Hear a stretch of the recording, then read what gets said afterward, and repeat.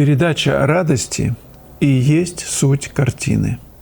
Куски моего холста, моего «я». У меня нет направления и нет моды. Нет ни импрессионизма, ни кубизма, никакого изма. Это я, это мое пение за жизнь, за радость. Это язычество. От того-то я люблю искусство, дружбу, солнце, реку, цветы, смех, траву, природу, дорогу, цвет, краску, форму. Константин Коровин. Друзья, сегодня заключительный день соборный. Вы можете прислать свои работы по первому уроку, одну работу вернее, по первому уроку в курсе, новом курсе «Цветение персика» до 12 часов ночи, сегодняшней ночи. Потом я закрываю доступ и выкладываю все ваши работы, на сегодняшний момент их 82, по-моему, выкладываю в закрытую группу в телеграм-канале, где мы сообща голосуем. Правила такие. Поскольку нам нужно выбрать 3 победителей, которые получат, главный победитель получит расширенный пакет этого курса, 2 других – базовые пакеты, то поэтому я предлагаю каждому участнику в телеграм-канале проголосовать 3 раза, 3 лайка поставить за других, за работы, которые вам очень понравились, но не менее 3, можно больше, и 1 раз за себя. Мы будем голосовать завтра, 11 числа, целый день и вечер. А 12 утром я объявлю результат нашего голосования. Ну, впрочем, я думаю, вы сами будете это видеть. Единственное, что вы не будете видеть фамилии под картинами. Их я объявлю потом. Вы будете видеть только работы и голосовать за красоту живописи, за свое ощущение, вот за то, что вас сильно тронуло. После голосования я расскажу план дальнейшей работы. Кстати, акцию мы продлили до 13 числа включительно, чтобы у вас была возможность подумать и выбрать, какой пакет вы хотите, с обратной связью или без обратной связи. Кто-то сильный, не нужна обратная связь, и он рассчитывает на то, что он не делает ошибок, в чем я не очень уверен. Кто-то получает больше знаний, информации, когда есть обратная связь, когда идет разбор полетов. И тогда, на мой взгляд, больше шансов быстрее пройти, достичь мастерства. Но об этом я расскажу попозже, 12 числа. Хочу вас пригласить еще на мастер-класс, который я проведу в Химках, в садике. Мы будем писать натюрморт с пионами. 15 июня с 12 часов дня я буду работать маслом, наверное, и акварелью, а вы выбирайте любой для вас приемлемый и интересный материал и приезжайте со своим скарбом, пожалуйста. Если у кого-то не хватит треноги или мольберта, напишите мне. Жорж Вячеслав в первом уроке «Цветения персика», когда писали дальний план, произнесли такую фразу, что можно оставлять пятна раздельными и не обязательно их микшировать, потому что в раздельности красота живописи. Это сугубо ваша концепция или чья-то из наших современников? Вопрос возник потому, что нас, например, в старые времена заставляли стремиться к целостности любого произведения. А какое, извините, отношение целостность имеет к раздельному мазку? Ну да ладно, идем дальше. Требовали рисовать, особенно на дальних планах, мягкие, исчезающие, потерянные границы между пятнами. То есть как можно цельнее, а не раздельно. Целостность с этим не связана, извините, по-моему. А сейчас современная станковая живопись приветствуется лоскутная живопись, а не целостная. Ну да ладно, так. Просветите, пожалуйста. Возможно, я отстаю от современных тенденций. Да не, в этих тенденциях, которыми я руководствуюсь, нет никакой современности. Давайте я прочту некоторые цитаты Коровина. Я люблю его живопись, и вот что он об этом говорил. В живописи не существует ничего отдельного. Чем точнее связь, тем красивее. Тень нельзя писать отдельно от полутона и света, так же, как нельзя ее писать без сравнения с другой тенью. Нужно тон к тону не доводить, брать отдельно тени и света, ляпать на холст, не стушевывая. Живопись – удивительно точное дело. Все держится на чуть-чуть. Не попадешь в чуть-чуть, и ее нет в живописи. А почему не попадал правильно? Потому что до того старался взять верно, что забыл про вечную истину.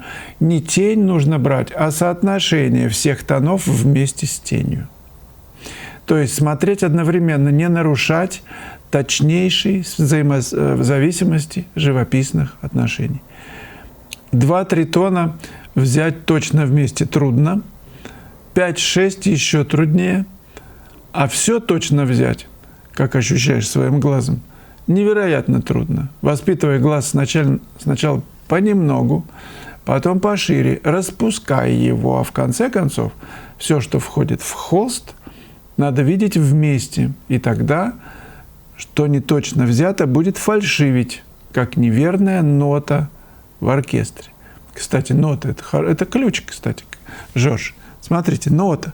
Она же не смикширована, не... Она точно звучит. Каждый мазок – это как отдельная нота. Опытный художник все видит одновременно, так же, как хороший дирижер слышит одновременно и скрипку, и флейту, и фагот, и прочие инструменты. Это, так сказать, вершина мастерства. Подходить к этому надо постепенно. Самое трудное в живописи – писать сближенные тона, очень мало разнящиеся друг от друга.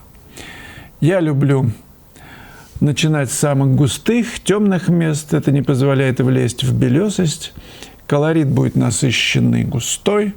Надо в процессе живописи быть хитрым. Вы, вероятно, видите, что мне не удается передать ножку табуретки в тени, эту беседу со своими учениками. Придется написать точно окружающее, чтобы уже на верно найденном фоне безошибочно ударить. Роман Демидов «Горы с красным». Не понял, правда, от чего красное. Хороши. Я бы тоже купил. От чего красное? Бывают такие по осени виноградники, с красными листьями. Некоторые сорта виноградников. Но это же такая декоративная работа. У меня довольно-таки преувеличен этот красный цвет. Но мне так захотелось. Я доверился своему ощущению и написал такую творческую работу с красным. Люблю красный цвет. Марина Арская, спасибо за видео. Очень злободневная для меня тема о пленэре. Я уже написал довольно много сюжетов из своего окна с высоты 3-го этажа, но никак не могу писать стоя на земле.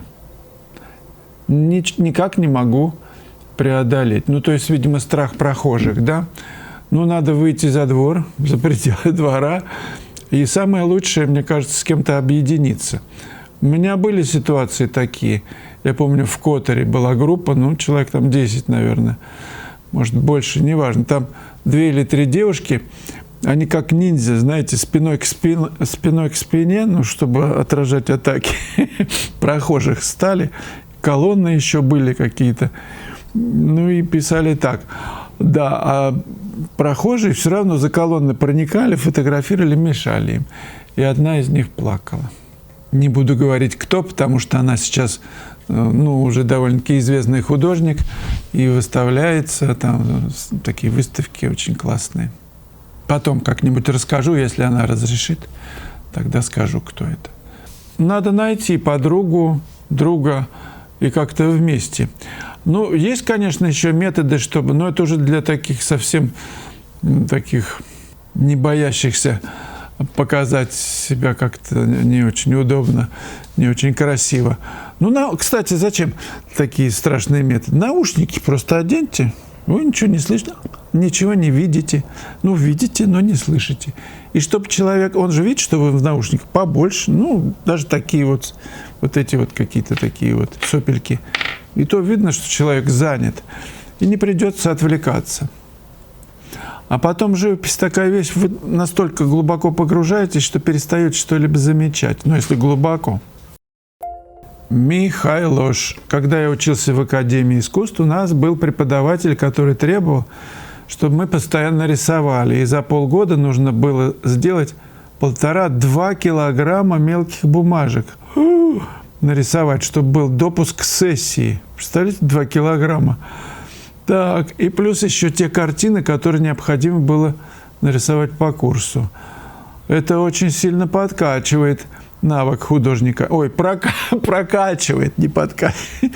Так, чем больше нарисовано предметов, тем крепче и легче будет рисовать все. Ну, конечно, абсолютно с вами согласен, это правда. Я все время ношу с собой, даже на тренировку беру вот эту самую, ну, такой вот эскиз у меня тут. Я раз там что-то где-то бум-бум-бум-бум-бум-бум быстренько зарисовал.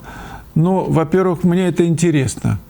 Во-вторых, вот сейчас там пишу картину, размышляю, и просматриваю, мне нужны персонажи, характеры, какие-то позы. И здесь все есть. Ну, конечно, 1 на 2 килограмма не тянет, но за год или за полгода, да, у вас, я, наверное, рисую даже больше 2 кило. Это я к чему, друзья? К тому, чтобы вы всегда рисовали. У меня с собой, кроме этого блокнотика, еще вот есть всякие карандашики акварельные. Даже вот такое, это самое, ну, который не, вместе с водичкой, как это, кисточка, и различные каллиграфические ручки. Наброски, какие-то этюды, ну, которые я делаю, я постоянно размещаю на Бусти. Заходите ко мне туда в гости. И там много чего скопилось уже. Ну и каждый день появляется что-то новое, как я работаю. Фактически вы попадаете ко мне на кухню, ну, в мастерскую, в которой что-то всегда происходит.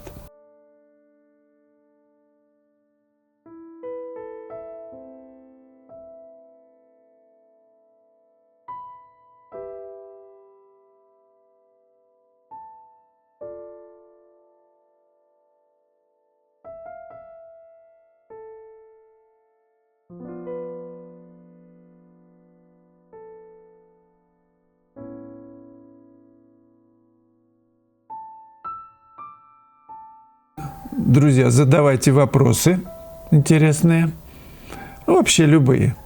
И спасибо вам за поддержку моего канала. Он развивается потихонечку, но стабильно. Можно лучше, если вы будете, например, сейчас ставить мне какую-то награду, наградное сердечко какое-то поставите, нажмете. Это будет кстати. Ну и до завтра. Завтра день голосования. Посмотрим, что у нас будет на конкурсе. Это очень интересно. Много очень хороших работ.